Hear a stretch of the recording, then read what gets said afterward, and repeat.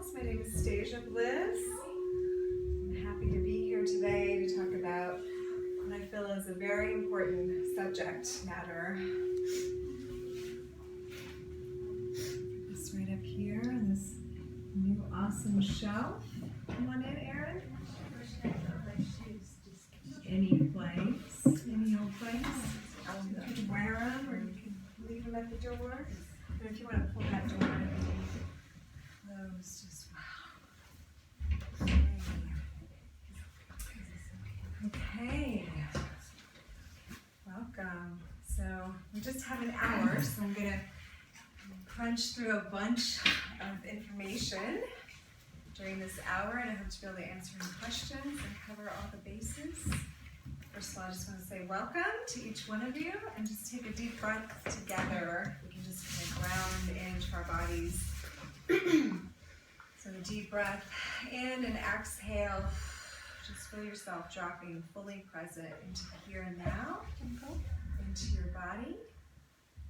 Yeah, or may not. Make it the whole time, that's all right. And just take a moment to kind of draw back into the here and now. Any place you've placed your attention or your mental energy, physical energy, just imagine calling all that back from people, places, things, thoughts, calendars, and become fully present together in this room. Thank you. And just take a moment to feel yourself drop anchor or roots into the planet. So you feel very grounded in your body here together. And feel yourself opening up, receptive to any information that is in alignment with you today. So you take with you exactly what you came for, and everything else feel free to leave behind. Okay. And then just dropping finally into your heart space. And just take a few deep breaths from the heart. Thinking of anything or anyone that you appreciate very much, and maybe there's someone that couldn't make it today that you would like to bring to mind. Imagine placing them in your heart space so they can also receive the benefits of the information that we have today. This is a lot of information a lot of people can benefit from, so thank you for coming and showing up today and being the proxy for this whole valley, these two valleys actually, as we talk about the topic of spiritual awakening and mental health and the crystal connection. It's a very dear topic to me, especially today. Having lost a dear friend of mine a year ago, almost to the day, to this topic, to the idea of an unstable mental health condition that is often invisible to us. Sometimes we don't know what's going on. This is something I'm excited to bring awareness to, so I want to ask, has anybody had this topic dear to them, and specifically right now? I'm guessing that's why you're here today. And who here has personally ever suffered with any kind of depression or anxiety or any sort of down, deep, dark place, right? We can look around, every single one of us has experienced that. So I want to begin with just this idea that spiritual awakening is a very normal and natural part of our evolutionary process as humans, just like going into puberty is. So I want you to imagine going into, from age 11 or so, into those years, and imagining that nobody knows what's about to happen, and that it seems very strange what's happening to our bodies, and instead of it being normal and natural that a woman starts menstruating and a boy's voice starts changing, imagine if we started trying to call this a disease, and we started trying to medicate and suppress this process.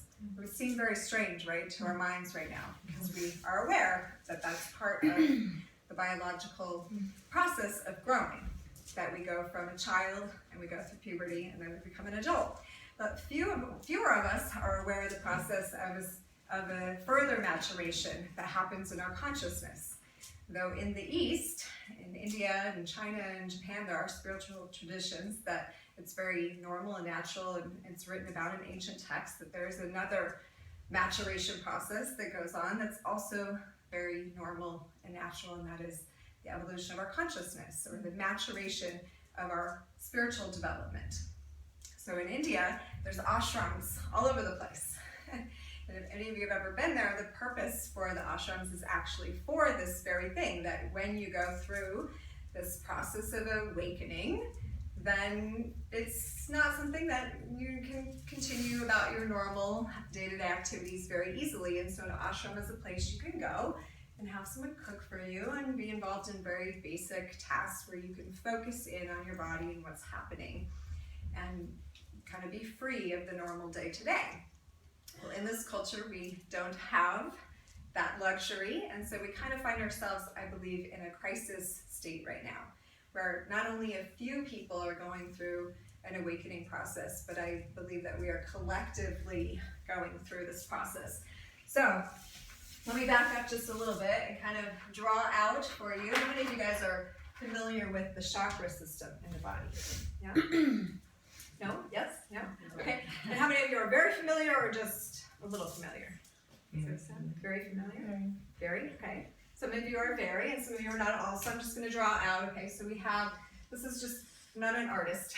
So this is the spine. We've got the head here, shoulders, legs, basic. So the chakra system is basically kind of like a circuit board in our body that connects us to life force, cosmic energy, if you will, or the energy of all that is. It's the thing that gives us life. So when we are born into a body, we come in and we have this whole entire system that's making us be awake. And if you've ever been with a little baby, you see this little baby seems to be really connected to all that is, right? It's just pure love.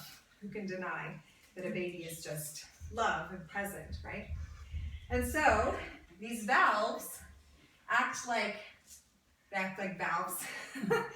These chakra centers, they actually regulate how much of life force energy is coming into our body at any time. And so in a baby, it's free flowing. It's open, it's flowing, it's actually just like one field of love, one field of consciousness. And as a baby grows, from 0 to age 7, actually, the subconscious mind is wide open, right? The baby's taking in all the impressions from mother and father and society and TV or the iPad or whatever is coming in. It's all going in and it's registering in the field. This pen is not helping. In the field. My mom said to check all these, but I didn't. So, and we have like this field, our auric field and also our mental field. It's starting to register all this data. And the chakra points are starting to regulate and adjust how much of that is equal to this unity field and how much is not. So as a child grows from 0 to 7, these are kind of regulating, opening and closing, until it decides about age 7, 8. And it's no wonder this age is school age also, where a being starts to become aware of its ego self, becomes self-identified. It can identify itself separate from somebody else and start to have its own thoughts, like this is my opinion, this is my choice. Okay, and at that point, if the person is not continuing with practices that keep the flow of energy going, which are practices like yoga, like chanting, like certain breathing practices or visualizations, and other sorts of similar spiritual practices, if that is not going on, then this energy stops moving in this one fluid field, and it actually breaks up. And this happens pretty much for all of us. So I'm just going to say for all of us. It breaks up into 2 fields. And it's a positive and a negative force then. And it begins to pulse like this up and down the spine. And some of it's negative and some of it's positive. It's not bad or good. It's just the negative polarity and the positive polarity. It's affecting the brain hemispheres. So you have your right and left hemisphere of the brain, which as a baby is functioning as one unit. And as we grow, then you start to hear, I'm more right brain, I'm more left brain, I'm more creative, I'm more logical, because this flow is no longer pulsing as one field. It starts to break up. And also, because this energy that's coming in is light, right? We're coming from light, intelligence. Light is intelligence. It contains information. So our consciousness is made of information, intelligence, light. the light, just like a prism, when it hits something that's like a refracting element, any information that's coming in, so data from our parents, say our parents' belief system, acts like a prism and it starts to break up that light actually into colors, and that's why you see the chakras as various colors, because that pure light frequency starts to break up into denser fields, right? So instead of having just pure white light frequency consciousness like a baby, now we have the energy broken up. So if you've seen your spectrum of light, right, your denser vibration is red, right? Your red tones is a lower frequency. It's denser. And as we go up the field till we get to purple light, you have a higher frequency, right? The light is vibrating faster. So that's why we have ultraviolet light is really high frequency and infrared is lower, and they're broken up in that way. So in our body too, that's how our energies begins to be broken up into these various chakra fields, right? And each one is representative of a different aspect of our consciousness. So I'm gonna just fly through this briefly, but everything that's located our root is gonna have to do with how we feel rooted on the ground, like how much we feel at home and in our bodies, right? And that's what animals actually, that's their highest energy center, is primal instincts, body, red chakra, lowest, most dense. And as we go up, we have our ancestral patterns, comes through the womb space in women. This is how we're connected to our ancestry, and it's also how satisfied we feel. We start to feel pleasure in that center. And as we come up higher, now it's becoming a less dense frequency. We have how well we're able to digest not only our food, but our experiences. That's our fire in our belly, and how confident we feel, how good we feel in our body, and we're able to express that. As we go higher up, we have, do we love that about ourselves? Are we feeling comfortable sharing that in a loving way with each other? Can we talk about that? Do we feel good in our voice speaking about this, right? Can we get some more further insight or inspiration, creativity? Are we connected with the higher field? And finally, as that energy is flowing fluidly, we're reconnected again with source, where we came from, right? So this is a normal process of remembering who we are, but society actually has us living basically here, right? Basic survival. Wow. That's two. Basic survival and creating babies, sexually and otherwise, and our ancestors, right? We're kind of stuck in the first two centers. So we're living life mostly here. And some people would say that's how people would like it, and would like us to stay remaining focused on these two things. But as we start our personal journeys and we begin to seek and wonder for more, then this is where our consciousness starts to be lifted up. What else is there? How can I look at life differently? And this is actually a natural process. So it used to be that if you didn't wake up to higher capacities in yourself early in your life, that about age 40, this pen too, wow. I gotta get my parents some new pens. Pick the blue. That's a sign. Pick the blue. I have a good feeling. Blue. Around age 40 used to be the regular time that this energy, which is also called Kundalini, would start to rise biologically at around age 40, and that's what also has been called, what? A midlife crisis. So what's a midlife crisis? You're going about, you're just doing your thing like you should, like you're supposed to, and suddenly you're like, awakened. Wait a minute, am I going to keep doing this forever? Like, is this my life? And then what happens when we have that reflection is that energy shoots up. And it starts to take all the information that we registered in here, in each of these centers, from the outside world, from our parents, from TV, society, right? Where else? Ourselves, peers. Okay, Like we're pretty hard. I know it comes from somewhere, but like we spin things sometimes. Society. Yeah, everything, culture, school, all of this stuff has been registered in each of these centers as we're growing up, from beyond even 0 to 7 mostly, and then it starts to filter in more. And it's all locked in each of these centers based on which frequency it vibrates with. So if it's about really dense stuff, if it's about home or money or primal instincts, it registers and in our first chakra. So anything about money, anything about home, anything about primal instincts is going to register there. So when we start awakening, guess what that Kundalini energy does, that life force? It starts clearing the stuff out. And it sends it back out into our field and we re-experience it. So it comes up as an experience, right? Our energy center starts blowing it out, trying to get ready to experience a higher state of consciousness. And instead, we see it again in our reality. So we're confronted with all these beliefs we've been given. And we start to assess, is that really how I feel? Is that really what I want? But what generally happens at this point is, boy, that's a little bit of a little bit of a lot. It's a load. Sometimes it becomes very heavy and even depressing, and maybe can make us feel very anxious to be suddenly confronted with all of that data, yeah? Who's ever been confronted by any of that stuff and thought, whoa.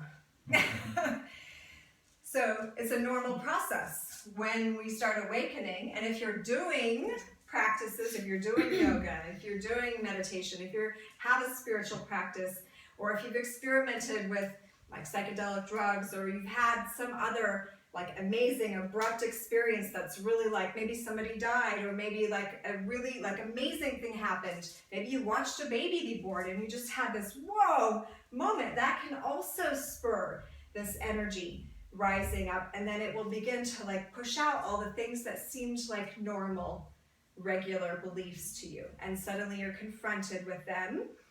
And this is what happens when we call in spiritual texts and so forth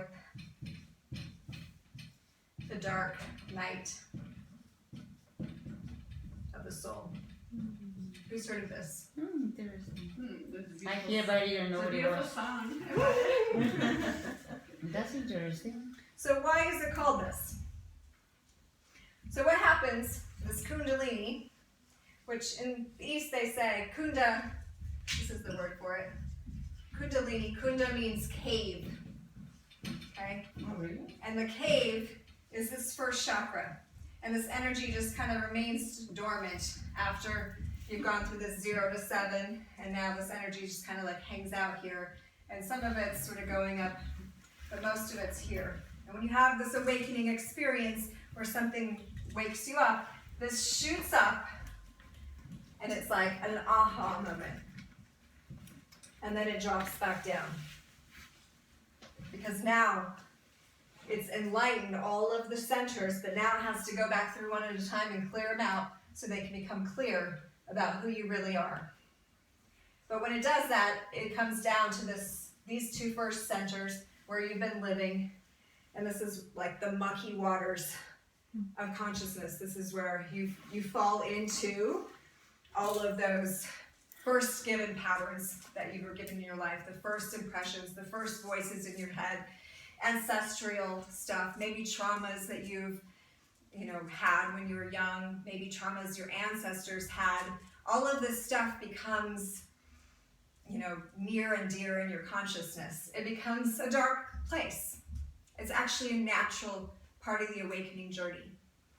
But what we have in this culture is when we drop down here and we begin to reflect on these things, this culture doesn't really understand what that process is. And actually, we have what I like to call a disease and a death paradigm culture rather than a life and health culture. So we have a system that really only understands disease and decay and death, but does not know how to support and promote life, right?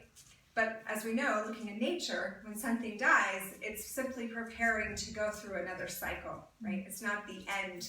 When we hit winter, life is not over, right?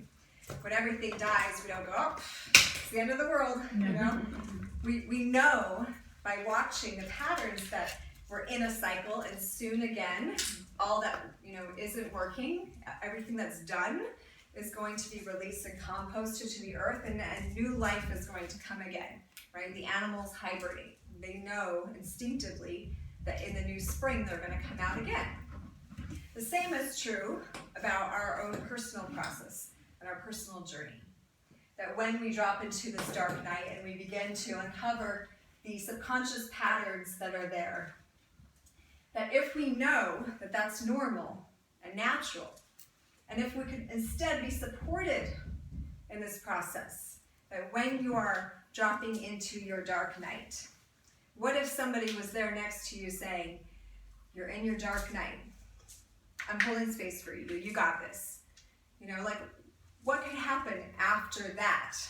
You know, my son, I'm gonna give an example, he's struggled with depression for years and he's 12.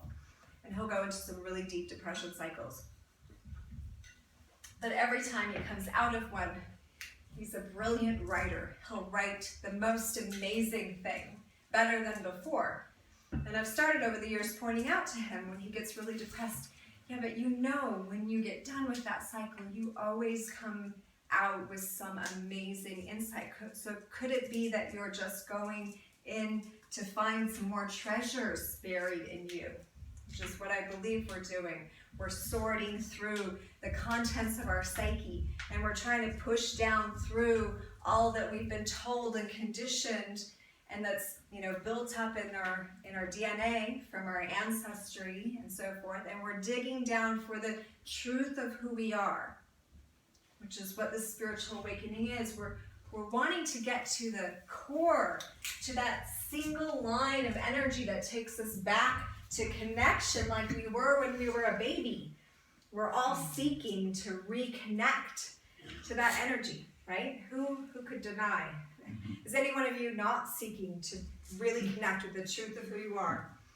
You just said two magic, most important words about what is going on, and is knowledge of the truth. And that is what is happening. I mean, you have a son that is blessed with you, that you have some knowledge that you can communicate with him, and at the same time, you know, he has the option to have that knowledge to choose, because we all have to choose. So probably that is why your son, even though he has you, he still has to go through his cycles or whatever.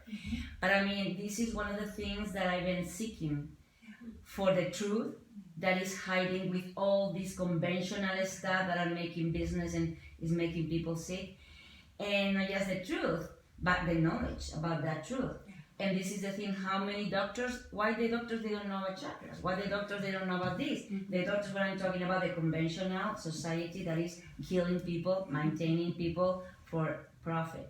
Right. And that is why I really believe that these things has to be spread loud and strong and quick, because this is an emergency. It is an emergency. And create places and spaces, because this is the thing, there are kids that they are saying, no, don't be depressed or whatever, but what else is there? Yeah, what else? Besides the medications and besides the, just a meeting saying, don't be depressed, why you feel that way, but if you don't have another tool that does kill, because every kid is different and learns in a different way. That is why there are many techniques right now and modalities in this field as well, because everybody has to learn different, and there are different levels. Yes. And that is why I really commend you, I mean, for your gift and spread it, but I really think we need to, as a group, expand this quickly, because this is burning.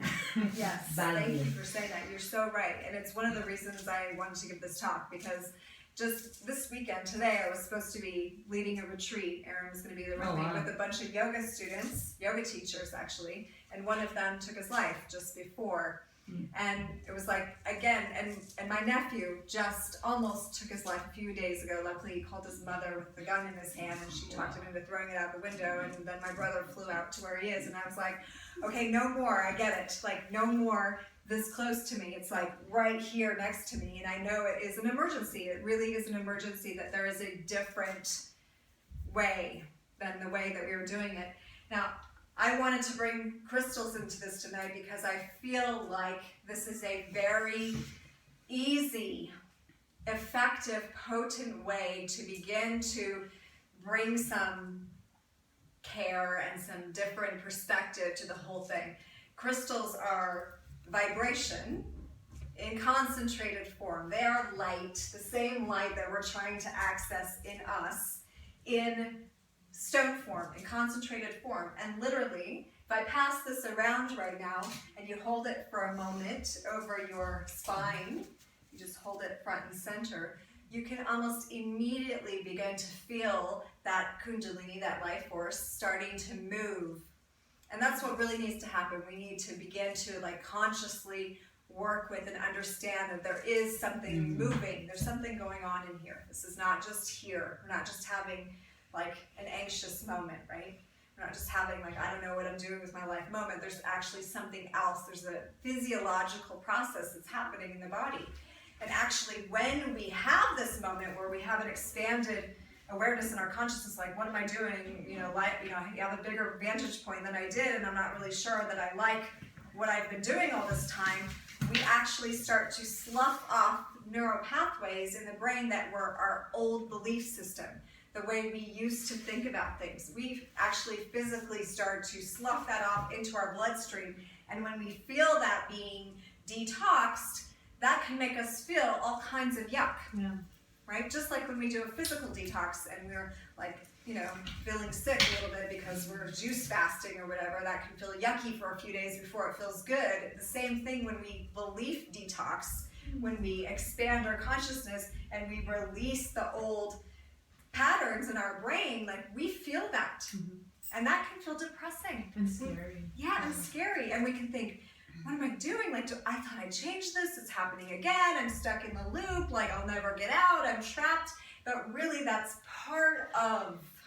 It's interesting that you mentioned about this detoxing of the body, because this is one of the things that I'm trying to do now. And it's interesting that you mentioned things that to me. At the age of 40 is when I start gaining 80 pounds. I mean, gaining weight. I was a mountain biker. I was well fed. I'm from Spain. Eating properly, I came over here, and it's like I have awakening in many ways. But it's interesting how it can affect you in your physical body. And I start changing, many illnesses start coming to me that I couldn't understand why. And nutrition is a main thing. Also, it's interesting that you're a chef, because food, I think, food and stones. I really believe, as after some years going through this and now clicking to me about the detoxing can be scary. Mainly because you have to change and train to retrain to change habits. Yes. But it has been more scary for me to gain weight. I cannot live in this body. I mean, I see pictures of myself, I couldn't recognize myself. But besides that, it's so heavy in many ways that also affects your mind. And I consider myself very clear mind, but that is why I notice more the difference, how your physical can affect this, and vice versa.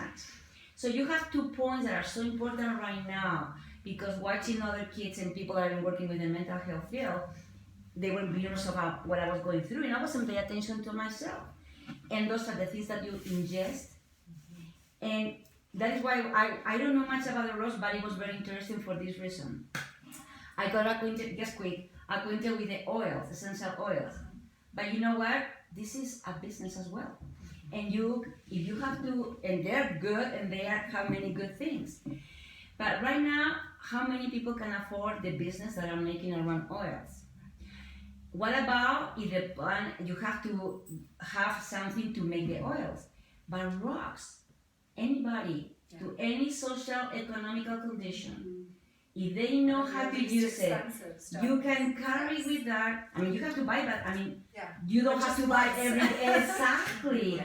And I was thinking, it makes so much sense. Nutrition. I mean, I believe that whatever you're doing, I don't know how you do as a chef, but I think also you have a class there. Because we need to learn how to nourish, not eat, nourish ourselves through that thing. I'm sorry, but I'm passionate. You can talk to yourself, give me. And I got an email yesterday. So I was thinking, and I came yesterday, right? I came here because I thought it was on Friday. I came here from Salt Lake. So that means that it was my class. I'm sorry. No, thank you. So one thing I want to bring up, why I think this is so important right now specifically, besides the fact that I can obviously look around, we can all look around and know that we're in a crisis of some sort, but here is what's also going on, and that is, I don't know how many of you are familiar with the Schumann's resonance of the planet. The what? The Schumann's I never resonance. said it. You've heard of it? So this is the hertz, the frequency that the earth is vibrating at, okay? So, and they've recorded for as long as anyone's recorded, going back as far as they can find, that the earth's been vibrating at 7.8 hertz for as long as anybody's ever been able to record. And that's also the frequency that we're trained with when we're living on the earth. So the last 3 years, I've been watching this. The last 3 years, the Schumann's resonance of the planet has been spiking. First it was going up 14, and that was like, whoa, it was going up to 14 hertz, and then back down, and then 20, and back down, and then 40, and then 50, and then 75. This year it had 150 hertz. Tell me that is not affecting people. Oh, yes. And people are not aware of this, mostly. I have some people on their Facebook. It's affecting the weather, it's affecting animals, Yes. how we feel. Like, you think if your hertz frequency is suddenly going up, you wouldn't feel a Yes. little anxious, you wouldn't feel a little bit like crazy. And then there's also like galactic stuff going on, okay? We haven't been aligned with the galactic center, the earth hasn't, in 23,000 years. So Wow. David Wilcock talks a lot about this, that every 23,000 years there's recorded evolution in the species on the planet every specific 23,000 year cycle, and that we just happen to be aligned with that now.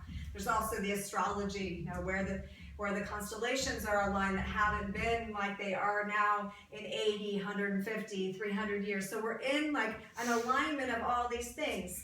The solar flares have never been this high. All these elements are combining to shift our bodies and our consciousness and wake us up.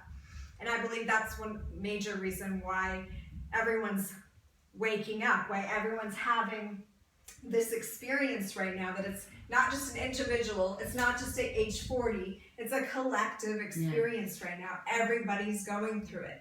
And so the education needs to go out that this is an actual thing.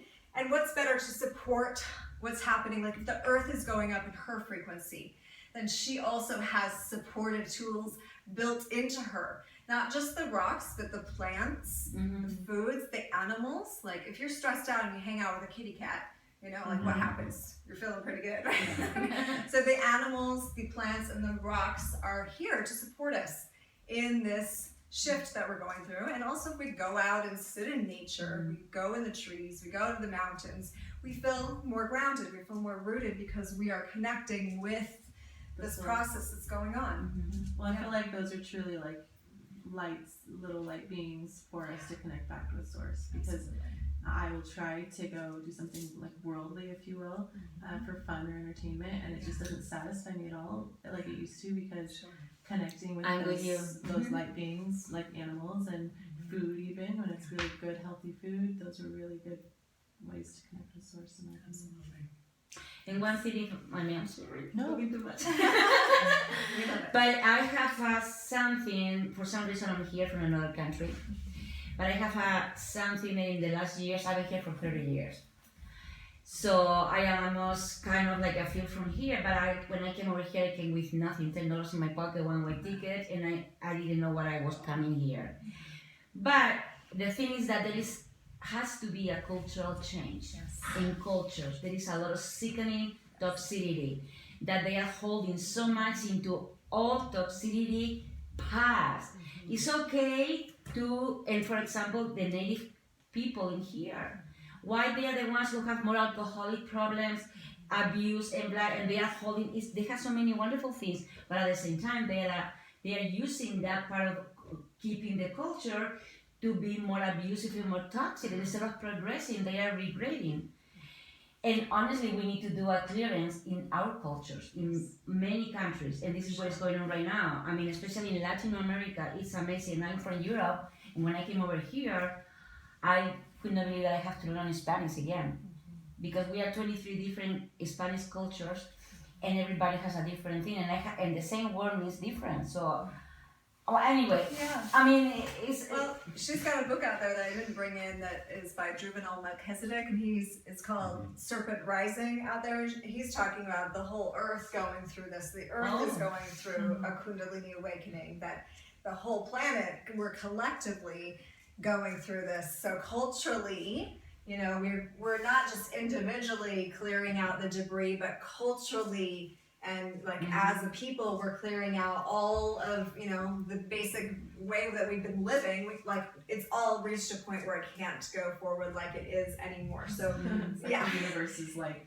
all right, you know what, I'm just gonna take care of this. And this is what I think the flood is You guys this time. Like it's a cleansing process of the psyche of everyone. You know, it's going through and it's going to probably look a little worse before it looks better. But I look at what's happening and I'm like, okay, this is part of the cleansing process, that this stuff all has to come out.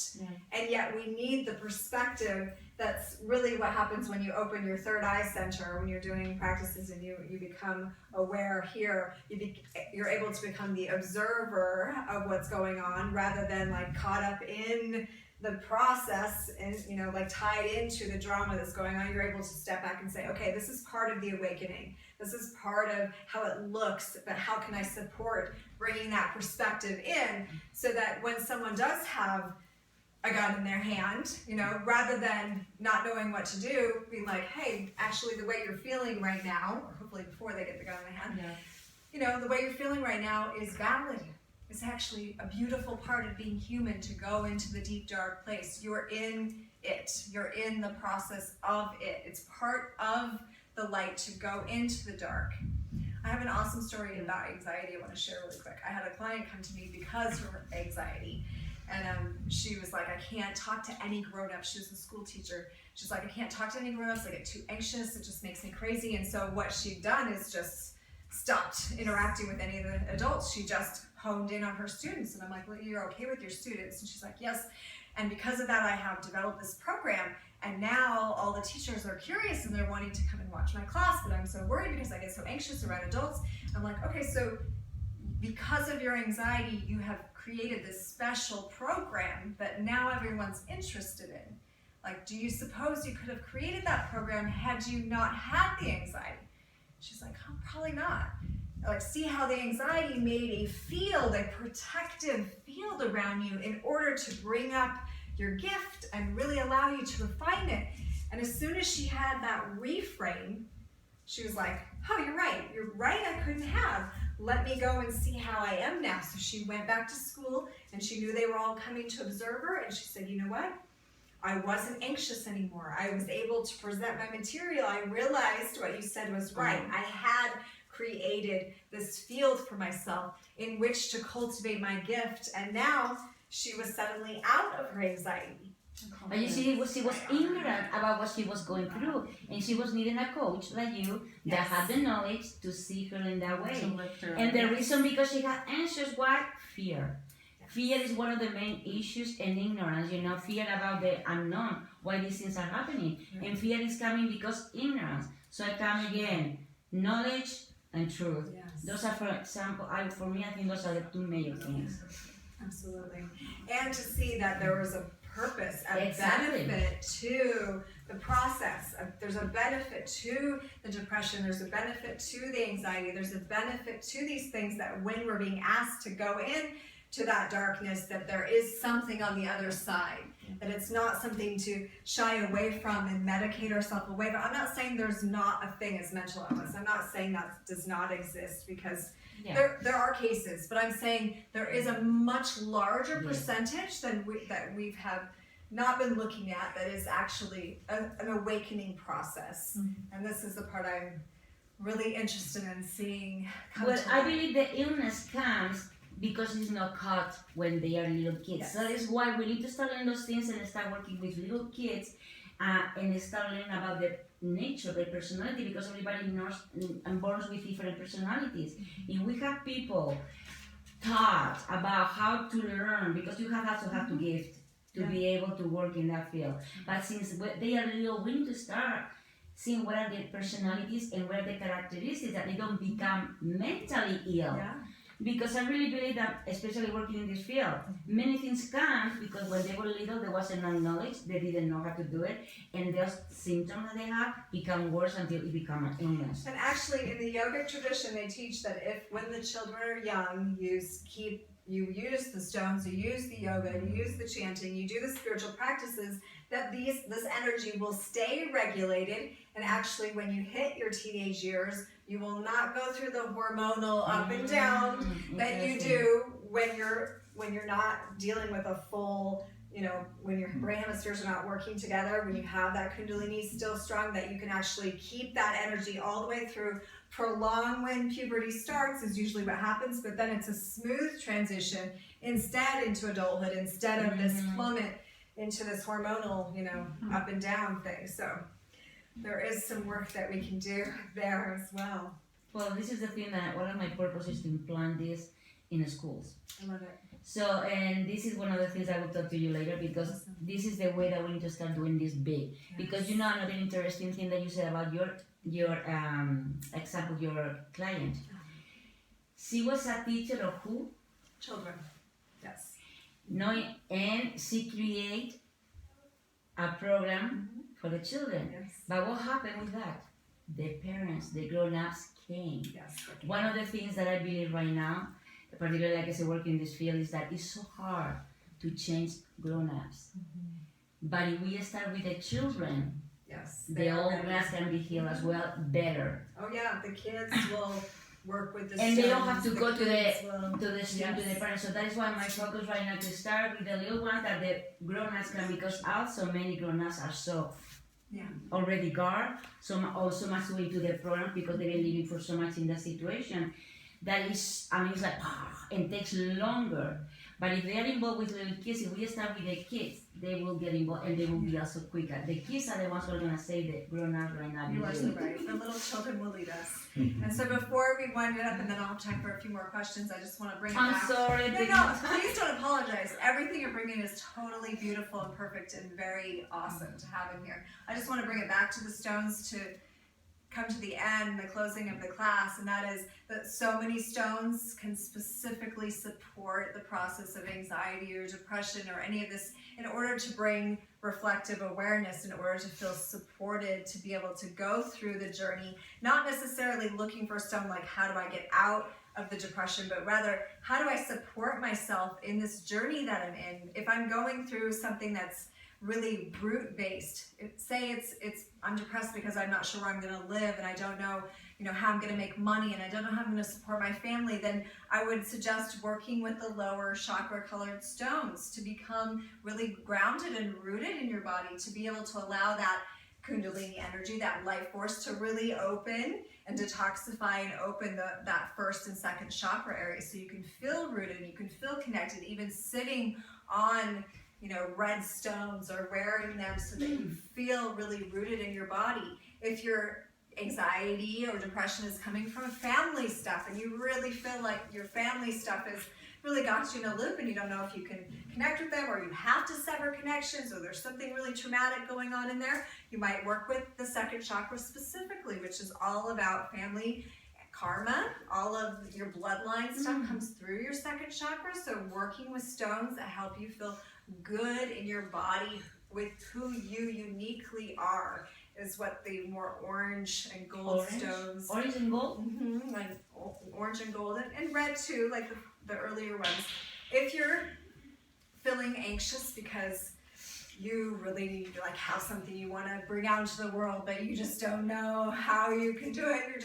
You feel like you're a musician, but you suck, or you're a painter, but you suck, and you really know that's your gift, but you just can't do it. It's like, that's more third chakra stuff. That's your empowerment stuff, and you want to be able to step into who you are. You really want to. You want to stop going back to jobs for someone else. You really want to work for yourself, but you can't, and it's making you kind of crazy. That's a third chakra, yellows and bright golds, where you can really feel empowered. And also if you're having gut stuff going on, you're not digesting right, that also can be that you need to work on your empowerment center. And sometimes we let our body symptoms be the reason why we don't go out into the world and do things. We let our physical stuff be the stuff that gets us down. And if we have physical body stuff too, to look at where that's showing up in your body. If you're having immune stuff, autoimmune stuff, your kids are having autoimmune stuff, if you're having trouble loving yourself, if you're really self-judgmental, if you're feeling really affected by other people's opinions of you, and that's really getting you down, that's all heart chakra stuff. And working with green and pink stones can really help you open up to and feel connected and vibrate at the frequency of a nice, clear, open heart center. And maybe several of these things. Maybe you need to work a combination of them. If you're having trouble saying what you need to say, and Not my problem. No. not problem. Too much blue around me. My problem is that the green, I don't like it. But you know, if somebody says something and you really have something to say and you don't say it, and you feel kind of like that choking in your feeling, or that like gut feeling where I should have said something but I just didn't say it, and that keeps happening to you over and over, that's a throat chakra thing. This is also thyroid issues. Anything with bone strength that's going on, that's parathyroid, that's all throat chakra stuff. And that's that chakra not being able to get the life force energy that it needs. And so it's choking you, and it's disallowing you to really like speak your truth, say what you need to say, express all that energy that's below out into the world, right? So that's any of the blue stones. I love kyanite because it's really balancing. Kyanite is this blue stone. And there's various other stones. I just chose some of my favorite ones. And then third eye stuff, you know, if you're feeling like a lack of inspiration, or you're feeling like jumbled about your thoughts, or you're really having a hard time having a quiet mind, and you're like have too many thoughts going on, you're just like, I just can't stop my thoughts, and that's what's making you anxious. Maybe you can't sleep at night. Now, I wouldn't necessarily recommend taking amethyst to the bedroom with you, because even though it's clearing to the mind, it also might keep you awake. But working... No wonder. Thank you for telling me. That's a problem. But working with it in the daytime, a different purple stone I would work with at night would be lepidolite, because it has lithium and it's very calming, and so it can help like also work any of the depression you might be dealing with.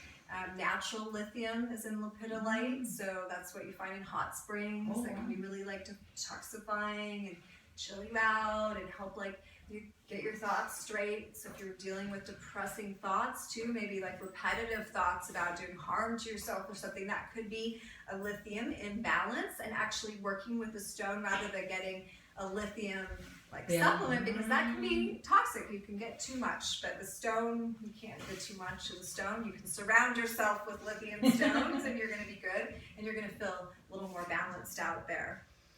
And then if you have a hard time feeling like you are a part of this world, like maybe you feel like you don't belong here, maybe you feel like you're from another planet, you know, and what am I doing here in my body?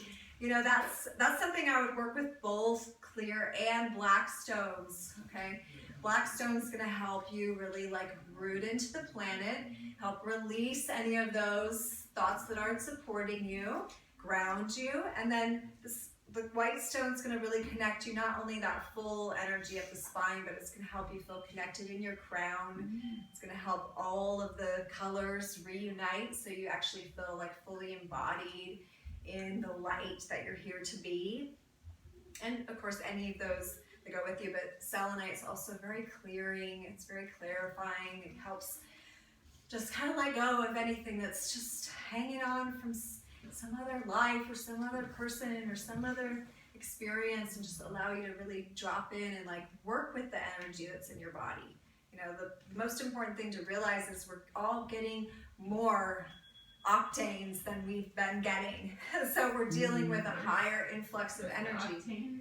Just the life force. We're getting more kundalini. Like, and if you're doing spiritual practice, if you're doing yoga, if you're doing that, you even have more reserves. So selenite also supports your nervous system. This is selenite? Selenite. So and kyanite's actually really good for your nervous system.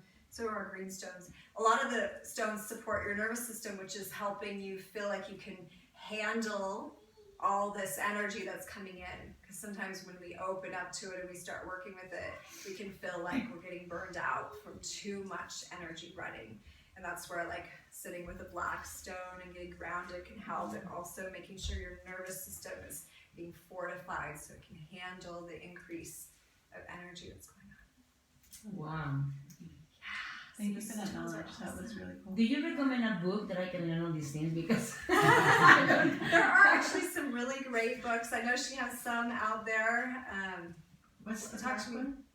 This is Smoky Quartz. Okay, this is smoky what? Smoky Quartz. I understood the smoky ports. One thing I love that this stone teaches me is this stone gets its color because it has radiation absorbed in it in the earth. And so I think, you know what?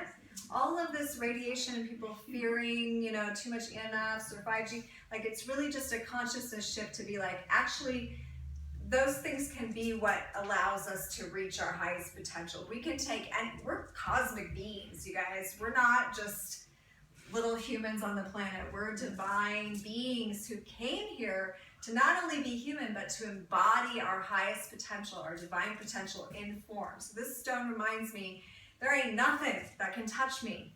Like when I remember the truth of who I am and I embody that, I can move all that stuff through me. I can allow it to empower me. I can use my dark stuff to write great stories and make great music and inspire somebody else. Like that I go to my depths to reach into the depth zone that is part of life and reap the benefits and the treasures from it and allow it to decorate my life and to inspire others. So that's one thing I love about the stones. Like Smoky Quartz. smoky quartz takes the radiation and just makes itself beautiful with it. Good. So, I yeah. need tons of those. Right? And I use these when I go through like security in airports because it also helps absorb more radiation because it just loves it. Okay. So Interesting. Yeah. So when you take that, it doesn't take go on you. I just keep them in my pockets. Oh, yeah. You want my I love stones? You that. want my stones? No, that was literally me at the airport the other time. I was like, should I put my stones in the bucket or? Yeah, they're like, When it's whatever. fine. Yeah, they don't care. But it felt so weird saying it. I was like, this is new. Yeah, or like a smoky quartz bracelet Yeah, or something. yeah. When we start spreading this knowledge, when we go through the airport, they're gonna find a lot of people with a lot of rocks. Yeah, that was me. Everybody with rocks walking and struggling. Does anybody have any questions No, about thank- anything that I we talked do. about? So my friend had a selenite wand really big like that, and well, you know her, Cassie, and she apparently was in a room where her brother was doing things that maybe weren't the most promoting things, and so then she felt like she needed to clear it. Like, can you talk about that? Because can stones really take on energy and then be in the same room with you and affect your energy? Is that true? Yes, stones Okay. do actually take stuff on. One thing about selenite is it's self-clearing. It never has to be cleared. It clears itself. So does kyanite. They're It clears self-clearing. other stones. It's And the it clears other stone stones. So because it's I'm high. clearing other stones. Like I clear you, I clear you, I clear me. Yeah. Like this is the one to have around for like all. Because she couldn't even have her wand, and then I couldn't feel anything out of it. That might just be So- something she thinks is true. And so I was just like, my husband felt stuff, and he didn't even want it in the house, and I'm like, is this just them projecting their negativities onto it, or like they thought she thought it had to be buried and cleaned, and I'm like, there may be some. Sometimes we can have like I don't know. distorted Yeah. beliefs around things because I mean there is a general knowledge that stones do take on energy and they do want to be cleaned. That actually, sorry to interrupt, but that Yeah. actually plays in something I wanted to say earlier, so I guess now I'll say it, which is Okay. just that, like, that's why I said thank you for that knowledge, is because I think it's so powerful to have the knowledge, because we can sit with stones all day and not understand any of it, and we can get the distorted views, but I think having the correct knowledge is so important, because otherwise we're just kind of running around, like, projecting our fears and being that, like, chain that gets all wrong. And it is a thing that if we're taught certain things about a specific set of beliefs when we're young, even if we change our belief structure to instead of believing this set of beliefs, we believe this set of beliefs instead, Yeah. we can still use the same process with them. Does that make sense? So even You if you just switch transfer over to, to yeah, it, even if you transfer to here, if you're still not empowered in yourself, you're still going to believe everyone else's instead of your own sense. Does that make sense? Not only that, you just said something interesting, another key word, distortion. Yeah. We can distort the reality. Yes. And the point, even though those rocks are wonderful, you know, some people can become so obsessive about the knowledge that is a true knowledge, but you can distort that knowledge to a point that you become, I mean, schizophrenic about this rock, I need this rock now, and the other one. So you have to calm down about the knowledge, because distortion of the truth also is another. So here's the question I would say to always ask yourself if you're questioning if something is true or not. Does this empower me or does this disempower me? And if the belief that you're holding disempowers you, why are you holding it? Exactly. Oh, that's a good one. I like it. Just get rid of it and change it to one that is empowering you. And you have the power to do that. You can change it into anything that empowers you that you want, because as soon as you believe it, it's true for you. No matter what it is. Yeah. If you believe it, it's true for you. No matter what anybody else says. So if it's disempowering you in the moment, I would chuck it. It's like, for example, gluten. I mean, bread. Bread itself is wonderful, but if you cannot tolerate or digest it, for you is bad. And this is the thing. Itself, things can be good, but if you are taking it and you cannot, everybody's individual. That's what's important to know the self, one individual self. Yes. And that's why I was thinking we need to start getting knowledge about little kids and start to get to know them first. And when they know themselves, they will absorb their truth, not the other ones. Because this is one of the things that is happening right now in this valley.